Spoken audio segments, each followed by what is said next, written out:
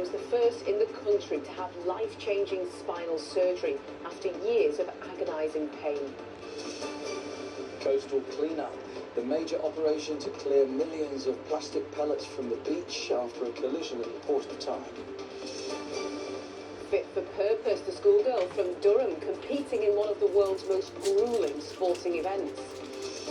And butterfly boom, why we might be seeing a lot more of these over the next couple of months.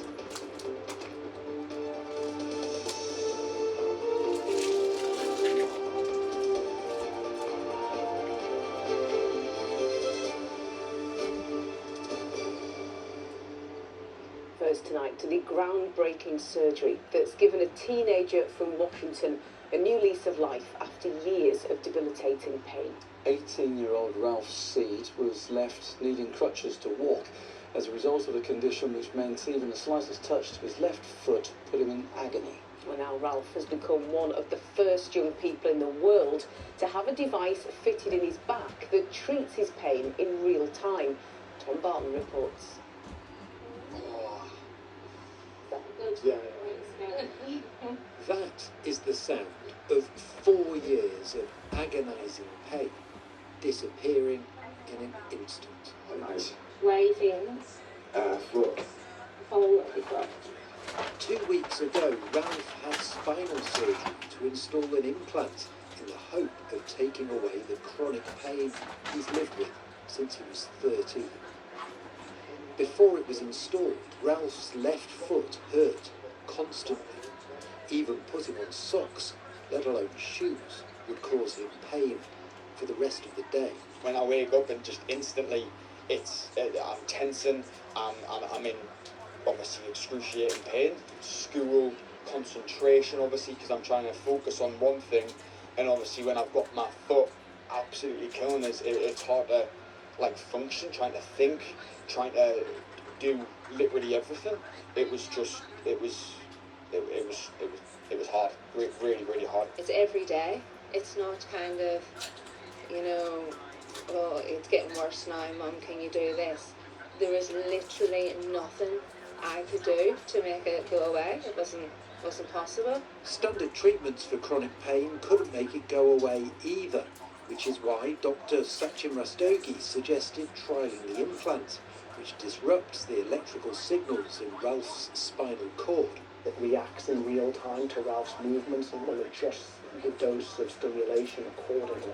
So that way it's very much a precise, accurate amount of stimulation. He doesn't get too much, he doesn't get too little. It's reacting to him in real time, and that seems something that was much more appropriate for a young person. It was made very clear that we didn't even know if it was going to work, but I was going to take it would be stupid not to take the chance, and luckily for me it has paid off very well.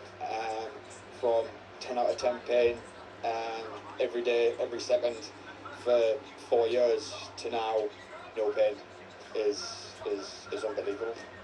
That moment when they first turned the machine on and your pain went away, how did that feel? It's hard to put into words.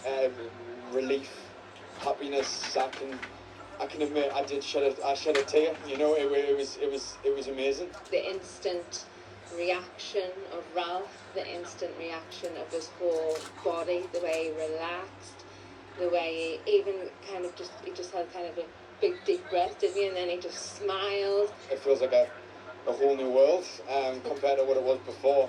It really does. I was limited by so much, and now starting to try to rebuild. I have everything going for us now. Ralph's recovery won't be instant. He'll need rehabilitation before he can throw the crutches away for good. But without pain, step by step, Ralph's life is being transformed. Tom Barton, ITV News, Newcastle. What a change for Ralph. That's That is amazing. fantastic to see. Brilliant. Next tonight, the major clean-up and recovery efforts that's still underway 4 days after a ship collided with a crane at the port of Tyne. Millions of plastic pellets known as nurdles ended up in the water after the incident on Sunday and have been washing up on surrounding beaches ever since. As well as the painstaking task of tackling the pollution, specialists are still dealing with the aftermath of the accident. Helen Carnell is at South Shields Beach for us. Helen, what's been happening there today? Well, the warning signs are up, and these enormous bags of contaminated sands show something of the start of this operation to rid the land and sea of millions and millions of tiny pieces of plastic. Specialist teams have been working both sides of the river, both on land and water, to gather up as many as they can. But this spillage has been widespread and really rapid, and with such gorgeous weather, hundreds of beachgoers are now seeing a sight that they're going to have to get used to seeing for some time yet. Wildlife think they're something tasty. The wee ones think they're turtle eggs. The 20 tonnes of plastic pellets have piqued the appetite and interest of the most vulnerable. I didn't even know what it was. I just thought, you thought it was salt, didn't you? I thought it was salt. You know, when it gathers and it makes little rocks, that's what I thought it was. And how do you feel now, knowing that it's actually plastic? It's plastic pollution. Yeah, it's not great, though. No, not good, especially when the kids are playing with it innocently, not realising what it is. I'm worried that children may pick them up, and so something needs to be done. Difficult to stop, really, when you've got an incident like that. Obviously, it is sad to see because of the wildlife situation.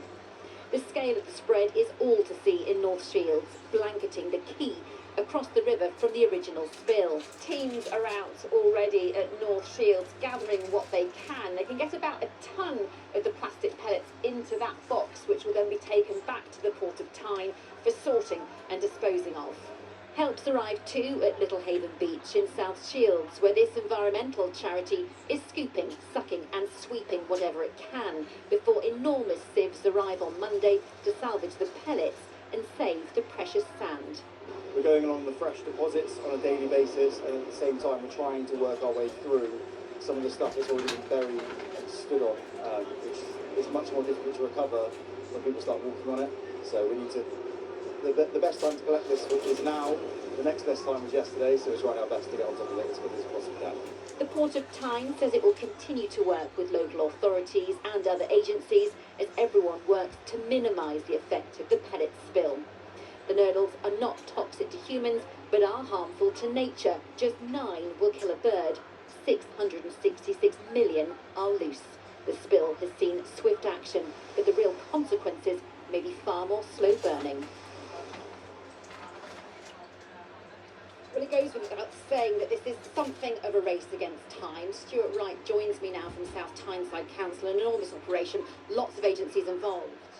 Yes, it is a big operation, and we are working on a multi-agency basis with our partner organisations, going through the Port of Tyne, the Environment Agency, the Maritime Coast Agency, and some of our local labouring authorities in North Tyneside, and the National Trust as well. We've also had to bring in specialist contractors who are on site now and are working tirelessly alongside our own teams to try and deal with the pellets which are on the beach, to remove them as quickly as possible. In response, once we found out that the pellets were on our beach, we were quick to get signage up just to warn and inform the public, residents and visitors around the situation, give them some advice around avoiding handling those pellets, and also to keep their dogs on a lead.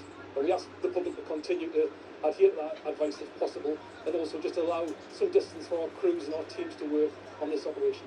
I know many people want to do their bit to help. They love their local beach. They want to be able to help in the clean-up. Can they do so? At the moment, our advice is to allow the professional teams to get on and do the necessary clean-up. But we do recognise the passion that our region has and the visitors coming to the coastline who want to see as clean and as tidy as possible, and the impact that this could have. So what we would say is just bear with us. We are working on a plan. We are looking at volunteer days that will be communicated in the very near future. Stuart, thank you very much. I think this pile will begin to mount in the coming days, sign at least of some progress. Helen at South Shields, thank you very much indeed. To some more of the day's news now. And a 41-year-old woman has appeared at court charged with the murder of a 77-year-old man in Stockton. She's also charged with possession of a bladed article. Police were called to an incident at Cedar House in Foxwood Drive in the early hours of Tuesday morning. Officers have since named the deceased as Harry Heswell. The charity distributing food to those in need says it's been left devastated after thieves smashed their way into its warehouse, ruining tons of supplies. The Fair Share warehouse in Middlesbrough was broken into on Monday and power was cut to their building, causing fridge and freezer units to fail. The charity says the equivalent of 7,000 meals have gone to waste. Amy Sutton reports. Picking up the pieces after this operation was brought to a standstill. The Fair Share warehouse in Middlesbrough was targeted in a burglary, a charity which works to eradicate food waste and alleviate food poverty. First to arrive at work the morning after was Natasha. Utter devastation. It was awful. I knew that all that stuff would have to go in a bin. It was just devastating to us and the entire community that we serve. Their staff recording this footage of the damaged goods, defrosted food among the items unfit to donate, so removed from site. It's been a bit of an emotional rollercoaster this week, seeing the incredible response from the community. Obviously our volunteers have rallied round us, but we really want to feed people first. That's what we're here for. During the incident, fridge doors were left open, meaning stock inside was no good. This is the fridge that was impacted. Obviously the food that we've got in here today, it's all been replaced. We managed to react quite quickly. The team did a great job in diverting the food that was coming in. In one day, the damage was done. 23 pallets of food were unusable, adding up to 16 tonnes of food. That's the equivalent of 7,000 meals. There's over 70 groups that we work with across the Tees Valley, 260 across the wider North East. And so for those groups that were expecting the food to arrive, obviously to find that we couldn't serve them, it was absolutely heartbreaking. One of those services is Sprouts Community Food Charity in Thornaby, which relies on donations. Its impact so clear to see. So these fridges are normally full of Fair Share products, so we've normally got like yoghurts, fresh chicken, cheese. The repercussions has had such a massive ripple effect in our community. We are completely reliant on the Fair Share food that we get, the deliveries we get, and especially this first week of the summer holidays when families really, really struggle. We know that. We use food to engage people, so it's a basic need. We help them with food, but we often then find out what else is affecting them. So have they got housing problems, have they got universal credit problems, health problems that we can help with. So if we don't have the food, maybe people aren't going to come and might not get the help that they need elsewhere. Back at base, Fair Share volunteers are working tirelessly to fill those empty shelves and keep up with the unfortunate demand. So we missed one day operationally and we were right back to it today, so everyone got their orders. But just trying to do our best, try and get as much food out as possible and get right back to it. A stop on the production line hasn't halted their desire to do good. Amy Sutton, ITV News, Middlesbrough. The ripple effects of that crime are so significant, aren't You they? can see the impact in those empty shelves there. You're watching ITV News Tyne. Still to come on tonight's programme. Why, we're being told to keep an eye out for a rare but beautiful butterfly visitor to our region this summer. And some stubborn cloud today, but the warm sunny spell is developing. There's more cloud rolling in though, and it's bringing the chance of some much needed rain. I'll have more on that in the forecast later. Next tonight, some people don't think twice about putting things like deodorant, body wash, toothpaste into their shopping baskets. But new research out today suggests that a lot of people in the North East simply can't afford basic toiletries. As Lauren Hall reports, so-called hygiene poverty can have lasting consequences on future job prospects. Everyday essentials we can't do without, but many are having to do just that.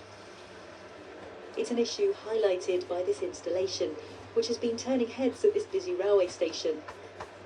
These mannequins represent missed opportunities, the jobs people haven't been able to get or haven't felt able to put themselves forward for, all because of hygiene poverty. Figures released today suggest more than a third of people in the North East have struggled to afford basic hygiene products at some point in their life. Half of those living in hygiene poverty say they've delayed or missed a career opportunity because they couldn't afford items like deodorant, body wash, toothpaste or period products. And nearly 2 in 3 worry their personal hygiene will cost them their job or hold them back in their career. It does seem ridiculous that a bar of soap is out of reach for millions of people. And it's true that it is. But I think what I'd encourage people to do is to think about that basket of goods. So, you know, to get ready for work this morning, I used soap, toothpaste, a toothbrush, shampoo, conditioner, a shower gel, and nappies for my child. I put a wash on last night. That basket of goods really adds up, and choosing between kind of food, paying your bills, or some of those basket of goods is sadly just an everyday reality for people. This awareness campaign supported by apprentice winner Karishma Vijay. She says toiletries and cleaning products are often the first things people cut back on, as she knows from her own childhood. I have an early memory of us getting Happy Meals for dinner because they were £1.99 at the time, and we would take home a bunch of tissues, and that would be so that we just have extra tissues at home for whether it's, you know, cleaning or the toilet or whatever. It's a reality for so many, and this installation's bringing it to people's attention. It's scary because it can happen to any of us. It's surprising, and it's also kind of sad because it shouldn't be like this. Just the simple necessities that you take for granted, I suppose. It just, yeah, it's not an easy world we live in these days. The hope is to make it easier, with a number of schemes donating toiletries to those who need them. But charities like the Hygiene Bank warn that people are often too embarrassed to reach out for help, and it's clear not being able to afford the basics is costing them when it comes to their career. Lauren Hall, ITV News. The ITV Evening News continues at 6:30.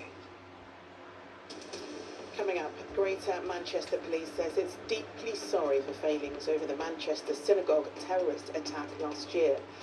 The government announces a 20% cut to business rates for pubs, clubs and music venues and... Oh, sorry.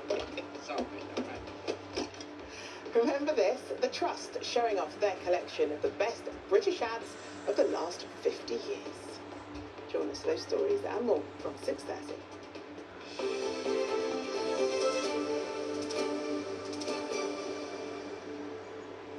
Newcastle United say they'll speak with Kevin Keegan's family at the appropriate time about plans for a permanent tribute at St James's Park. The Magpies legend passed away at the age of 75 on Monday. He had cancer. In a statement today, the club also confirmed they're in talks with another of Kevin's former clubs, Liverpool, over how best to celebrate his life when the teams meet for the opening fixture of the new Premier League season next month. And Newcastle looks set for another big money move in the transfer market. It's understood the Magpies have agreed a fee of more than £30 million with the French club AS Monaco to sign their 20-year-old midfielder Alaji Bamba. Formalities of the deal are expected to be completed in the next 24 hours.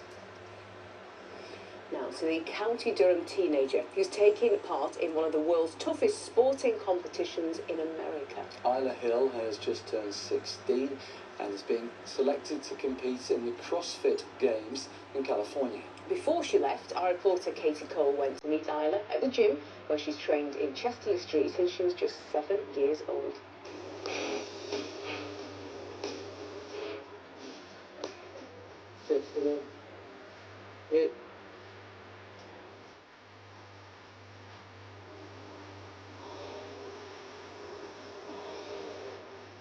Isla Hill is one of the world's fittest athletes.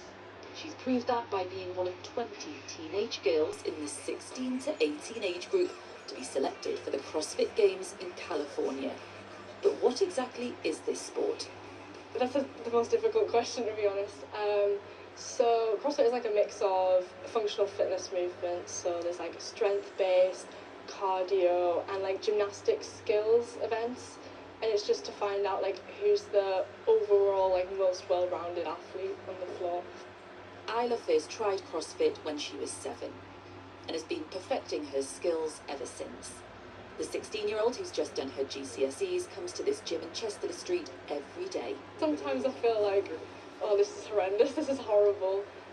But I'm really grateful that like my body can do these amazing things. Good, keep numbers up, numbers up, numbers up. I always impress myself every day. I'm like, oh, that felt really good. It's really good for your mindset. It just boosts it constantly. I'm always feeling like I'm getting better and better. Hi, Isla. Accompanying Isla to San Jose this weekend will be her dad. and this is the 3rd year in a row she's competed. The Olympics of the CrossFit sport world. It's the highest level of competition that you could get into. It's 3 or 4 days of hot, tough, different hours, different foods. It kind of flips our life upside down. Everyone's lives upside down. Yeah, it is quite a challenging, grueling, long weekend. Her coaches couldn't be prouder. She has given it her all, and it's paid off. You've got to love this. You can't see it as a chore. You can't see it as I've got to go and do another workout. She generally just loves working out. We've got quite a big kids and teens program here, quite huge to be fair. And we always kind of use her as that example of, like, you could reach the pinnacle if you like, if you just do this. Look at Isla. She's took everyone to another level. I really hope to inspire the young girls in the future, and to just show them that women can lift weights and do all these crazy things.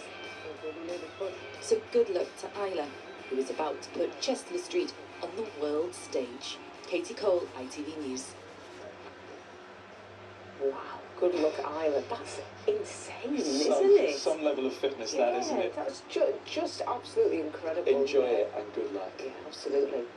Now, we've been asked to keep a watchful eye out for butterflies this summer during the UK's big butterfly count, and in particular for one species which is sometimes quite a rare visitor. The painted lady is experiencing what could be its biggest migration to the UK in 17 years, somebody has calculated, due to the hot weather and the favourable wind conditions from continental Europe. Nick Smith has more. This lush and sunny meadowland is paradise for butterflies, and as we approach the height of summer, these colourful insects are at their most abundant. And one species in particular has got experts excited. So this is the kind of brilliant spot where I'd be looking to try and connect with a painted lady. There are a species of the wider countryside. You could stumble across them in your local park or your garden or anywhere in a flowery meadow. But one of the best tactics is to find something with lots of purple flowers. We've got knapweed and marjoram here. So I'd be spending 10 or 15 minutes here just watching what comes in and letting the painted ladies come to you. Painted ladies are really brilliant species for helping people realise that our wildlife is really interconnected to wildlife on a global scale. So you might see a painted lady butterfly in your garden. That is the offspring of generations of butterflies that have spread out from sub-Saharan Africa. They've flown across Europe, made this huge sweeping migration to try and take advantage of our warm summer conditions.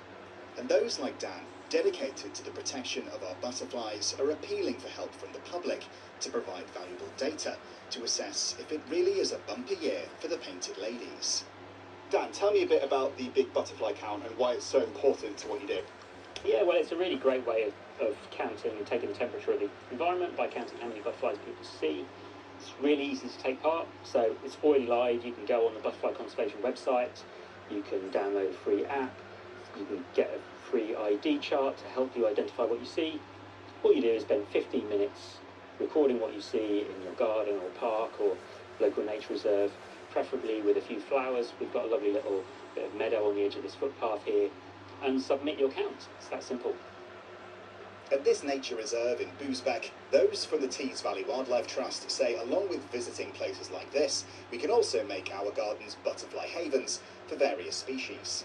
If you've got a really small garden or even just a planter, you can do something for butterflies such as painted ladies. The main thing you can do this time of year is to provide nectar and pollen. Things like Michaelmas daisy, ice plant, and even things like ivy, which most people overlook, have these late flowers that are brilliant for painted ladies, but also the peacock butterflies, hoverflies, late bumblebees.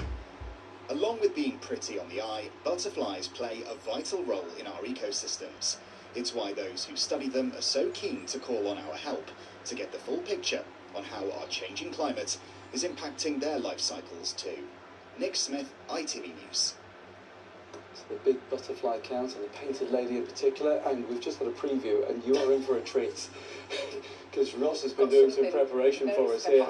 I have become a bit obsessed with the migration journey of the painted lady butterfly. I've made a lovely graphic showing their journey, and now I'm too ashamed to show it. Put us in mind of Dad's army. Yeah, if you know Dad's Army, you'll know what we mean when you see this. I shared this with other weather presenters. Come on then. You're going to have to ask to have it back.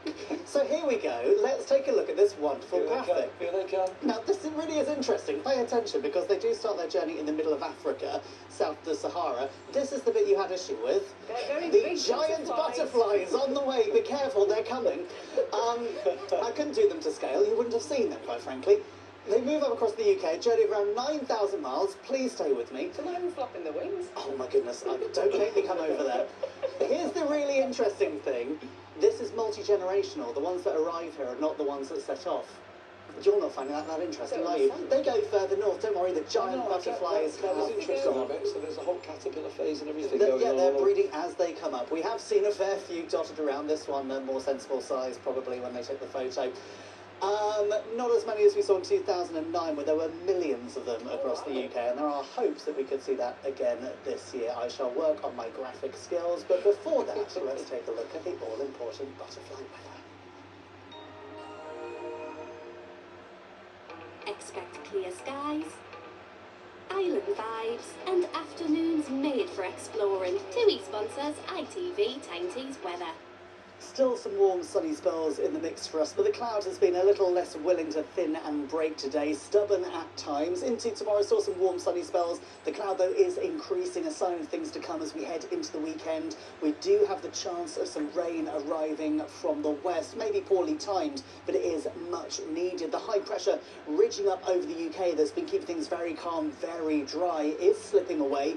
Low pressure is having more of an influence from the north. You can see these fronts starting to move their way through as we head into Saturday. They're pushing in from the west, a lot of the heavier bursts filtered out by the higher ground. It is going to be patchy, but again, it has been incredibly dry recently. We do need a few downpours. At the moment, it's just a few spots of rain where the cloud is thick enough, nothing significant at all. As we head overnight, as we've seen over recent nights, the cloud amounts will be coming and going. We do have some clearer skies, prolonged clearer skies, lighter breezes inland.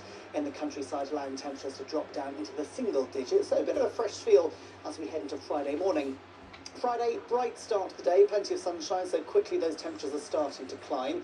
You can see the cloud is starting to increase. Actually, a weak front is moving its way down from the north. It'll thicken the cloud. We'll see a little bit of patchy rain trying to move through, but generally dry, and temperatures, thanks to that sunshine, reaching highs around 23 or 24 degrees. It's a warm end to the week.